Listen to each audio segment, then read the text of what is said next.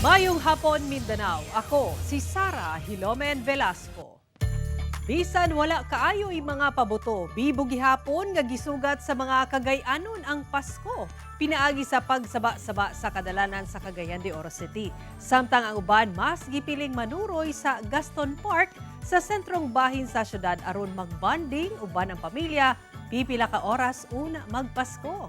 Ato kining silipon pinaagi sa report ni Cyril Chavez. Kiay-kiay o kanya-kanyang pakita sa ilang mga dance moves. Ingon ani gisugat sa mga kabatanunan. Sa Barangay 17, Cagayan de Oro City ang kapaskuhan karong tuiga. Aduna sa mini program nga gihimo sa ilang lugar kung asa nagkadaiyang padula sab ang ilang gihimo nga adunay mga papremyo gikan sab sa ilang naipon nga kwarta bunga sa pagtinabangay. Apan kamatikdan nga dili susama sa miaging tuig ang kabibo sa mga kadalanan karong tuiga. Apan, mabati gyapon ang kapaskuhan, labi na sa sentrong bahin sa syudad. Sa Gaston Park, dagsa ang gatusan ka mga Cagayanon ug bisan misnon, nga gikan pa sa nagkadayang lungsod sa probinsya, aron magbanding-banding ug maglingaw-lingaw uban ang ilang pamilya. Ang pamilyang Bulaso, gikan pa sa lungsod sa Upol, Misamis Oriental. Nag-enjoy sila sa colorful fountain o Christmas designs palibot sa parke. Pag-ampo nila, nga bisan sa mga kalisod ug hagit sa kinabuhi, magpabilin silang ligon. Every year, good sir, maglaag yun sa Gaston Park. Isip banding sa Christmas.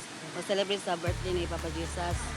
Balag pobre, sa malipayon, happy. Kini nga pamilya, todo pa picture sab sa atraksyon sa parke. Isip ilang paagi aron adunay remembrance sa ilang pagbanding sa Kapaskuhan. Matud pa, ilag yun gigahinan og panahon. Taliwala sa kabisi sa trabaho nga makalaag uban ang ilang anak aron mabati gyud nila ang diwa sa Kapaskuhan. Magtapag yun, sir. Kay talagsar mo ni sir sa isa ka tuig. Mao magpan dyan, magtapag doon ang pamilya yun.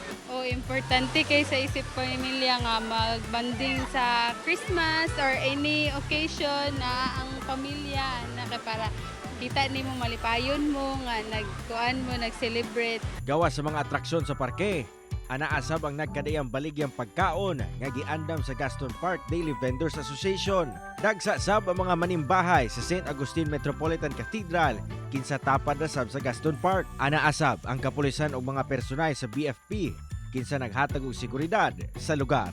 Kauban si Jaybert Pairat, Cyril Chavez. 1 Mindanao.